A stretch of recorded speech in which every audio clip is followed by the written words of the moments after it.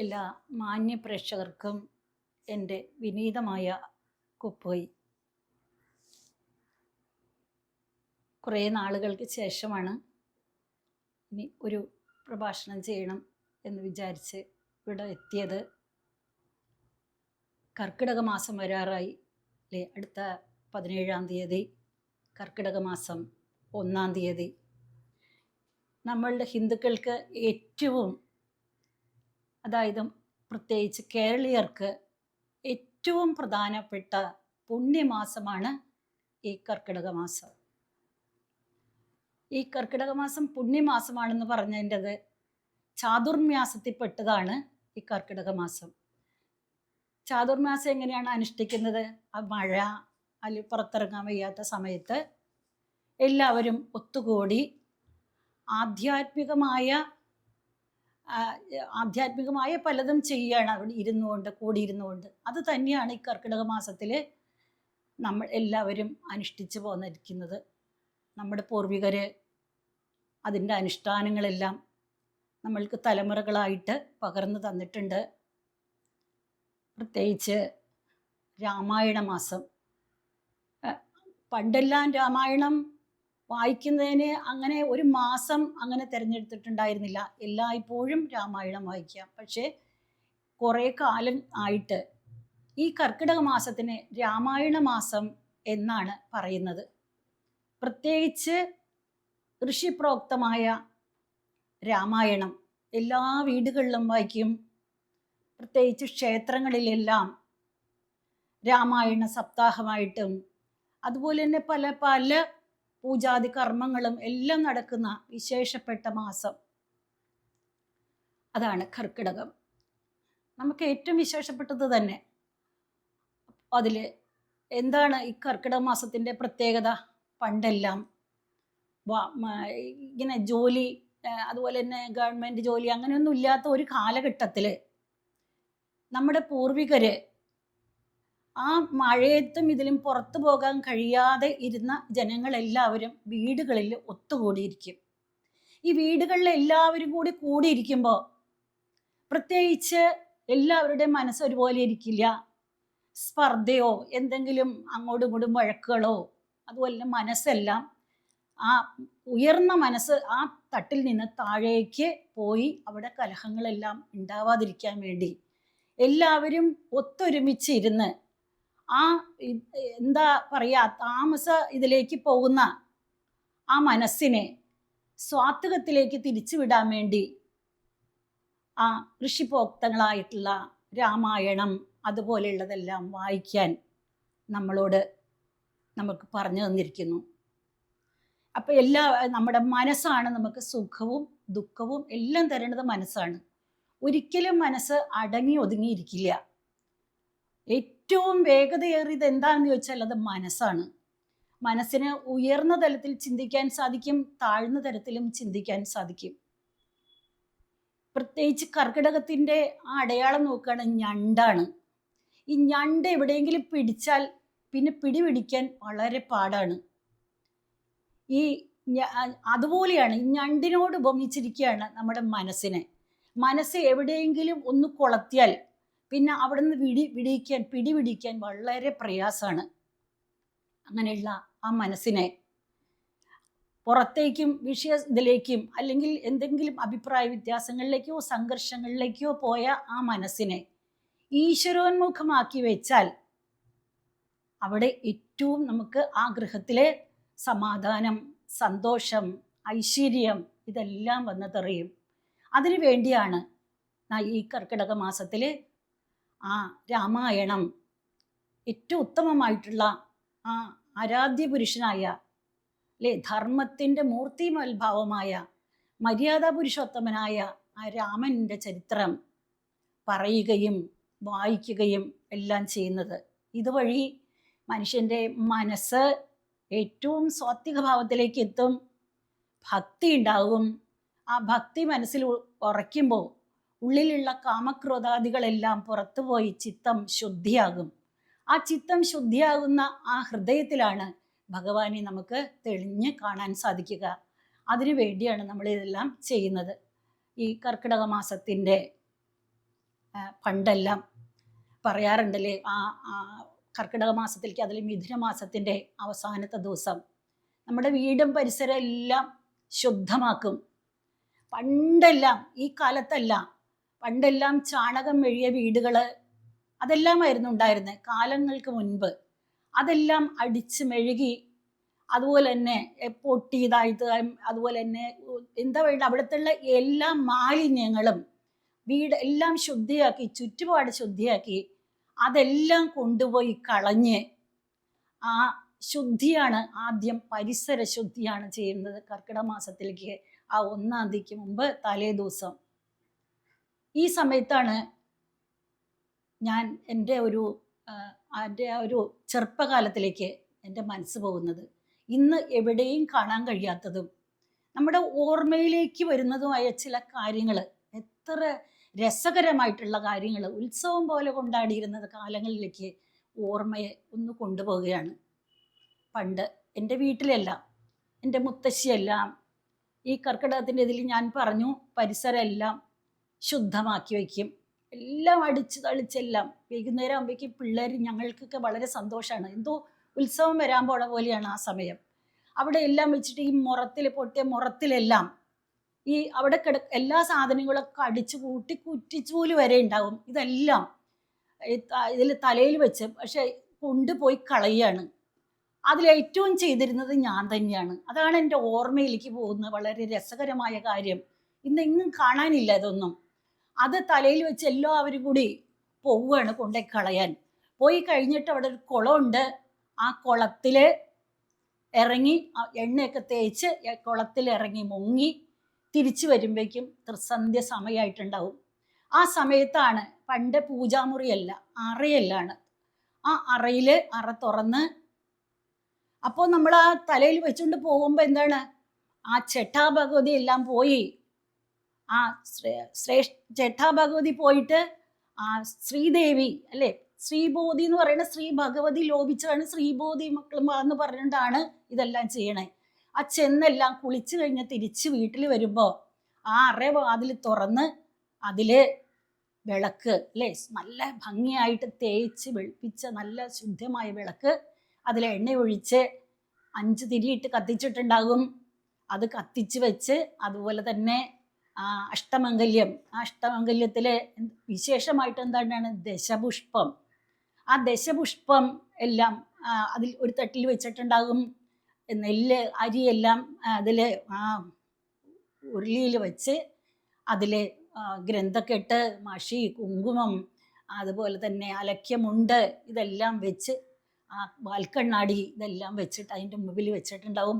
കിണ്ടിയിൽ വെള്ളം കൊണ്ടുവന്ന് കിണ്ടിയിൽ വെള്ളവും വെച്ചിട്ടുണ്ടാവും. ഇതെല്ലാം എന്തിനാണ്, ആ എല്ലാം അന്ന് വരെയുള്ള എല്ലാ തരം ചീത്തയും പുറത്തു പോയി. അതാണ് ചേട്ട എന്ന് പറയുന്നത്. ചേട്ടയെല്ലാം പുറത്ത് കളഞ്ഞ് ആ ഇതിലേക്ക് ആ വിളക്കും കൂടി കത്തിച്ചു വയ്ക്കുമ്പോൾ നമുക്ക് ശരിക്കും തോന്നും അവിടെ മഹാലക്ഷ്മി ആ സാന്നിധ്യം വന്നു കഴിഞ്ഞു എന്ന്.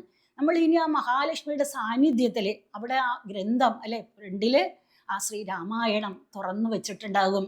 ഇത് കണ്ട് തൊഴുത ശുഭ്രവസ്ത്രമൊക്കെ വെച്ച് അതുപോലെ തന്നെ ഭസ്മക്കുറിയെല്ലാം തൊട്ട് ഞങ്ങളെല്ലാവരും 2 സൈഡിലായിട്ടിരുന്ന് ഞങ്ങളുടെ മുത്തശ്ശി ഇരുന്ന് രാമായണം വായിക്കും.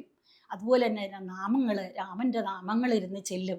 എത്ര മനോഹരമായ ഒരു ചടങ്ങാണ് അവിടെ നടന്നിരുന്നത്. ഇന്ന് അങ്ങനെയൊന്നും കാണാനില്ലെങ്കിലും നമ്മളൊന്ന് ഓർമ്മിക്കുക, ഇതെല്ലാം നമുക്ക് നമ്മുടെ പൂർവികർ ഇതെല്ലാം നമുക്ക് കാണിച്ചു തന്നിരുന്നു.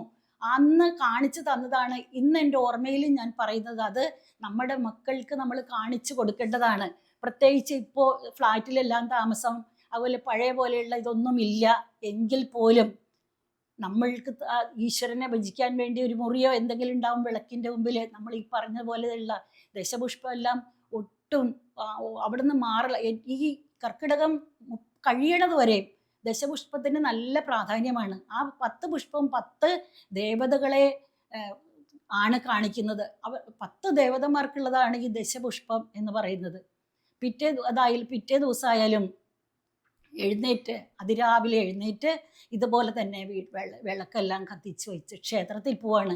അതിനൊരു പ്രത്യേകതയുള്ള ദശപുഷ്പം ചൂടി ആ കർക്കിടക മാസം തീരുന്നത് വരെ മുക്കൂറ്റി എന്ന് പറയുന്നത് ആ ദശപുഷ്പത്തിൽ പെട്ടതാണ്.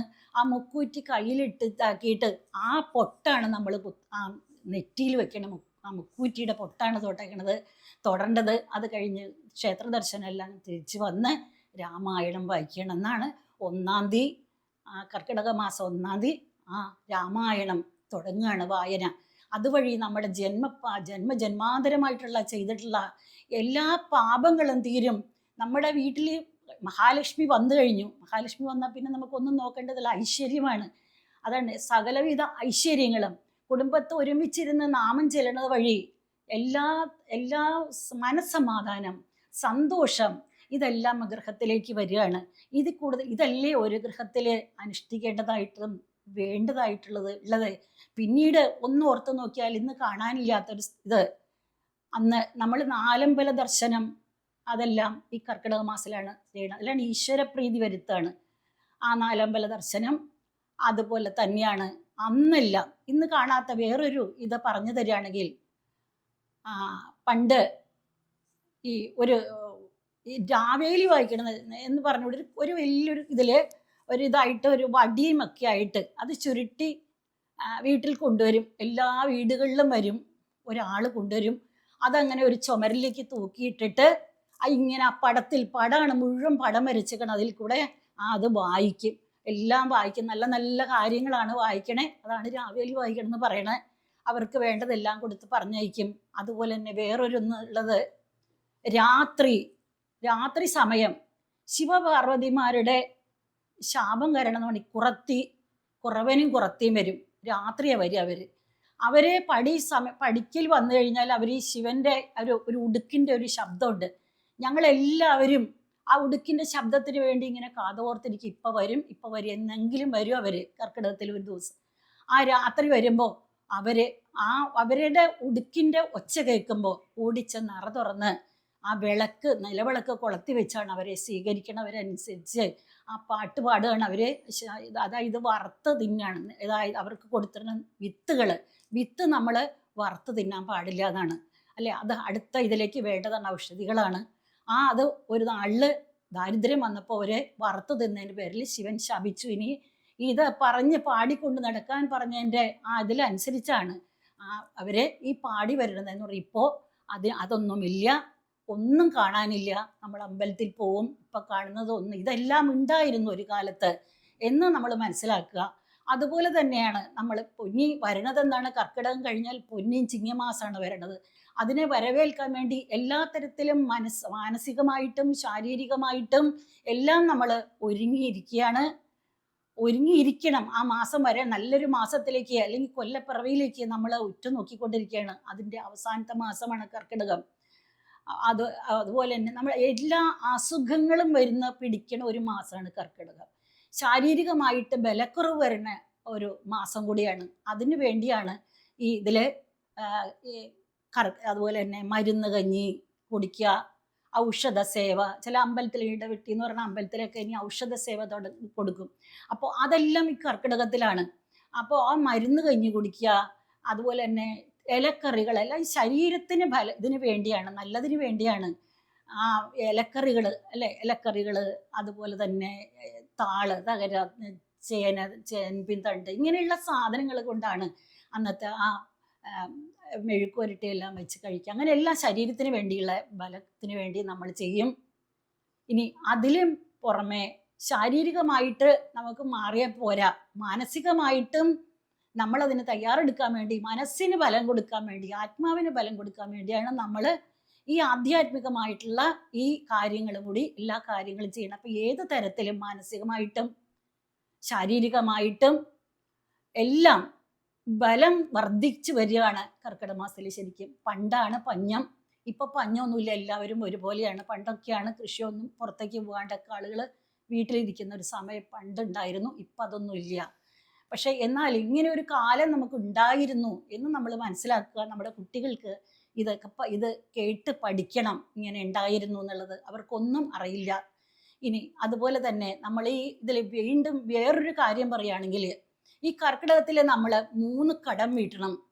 ഋണത്രയം എന്നാണ് ഇതിനെ പറയുന്നത്. 3 കടം എന്ന് വെച്ചാൽ ദേവകടം, അതുപോലെ തന്നെ ഋഷികടം, അത് പിതൃകടം, ഈ 3 കടവും വീട്ടിയിട്ട് വേണം നമ്മൾ പൊന്നും ചിങ്ങമാസത്തിനെ വരവേൽക്കാൻ. ഈ 3 കടം വേണം. ദേവകടം വീട്ടാൻ വേണ്ടിയാണ് നമ്മൾ ഈ പറഞ്ഞതല്ല എല്ലാം ചെയ്യണത്. ക്ഷേത്രങ്ങളിൽ പോയി അന്നെല്ലാം നിറമാല, വിളക്ക് വയ്പ്, ഗണപതി ഹോമം, ഭഗവതി സേവ, ഇങ്ങനെയുള്ള എല്ലാ കാര്യങ്ങളും നടക്കുന്ന ഒരു പുണ്യം നിറഞ്ഞ എല്ലാ ക്ഷേത്രങ്ങളിൽ ചെന്നാൽ എല്ലാം എന്താ എല്ലാ ഇതും നിറഞ്ഞിരിക്കണം. മനസ്സിനെ നമുക്ക് എത്ര നെഗറ്റീവ് ഇതുള്ളത് എല്ലാം പോയി പോസിറ്റീവ് എനർജി നിറഞ്ഞു വരുന്ന ഒരിതാണ് നമ്മൾ ക്ഷേത്രങ്ങളിലൊക്കെ അങ്ങനെ പോയി അവിടെ നമ്മളെ കൊണ്ടായ വഴിപാടുകളെല്ലാം ചെയ്ത് ഇതെല്ലാം ചെയ്യണത് വഴി നമ്മൾ ദേവകടം വീട്ടുകയാണ്. പിന്നീട് വന്നത് എന്താ? അത് പിതൃകടമാണ്.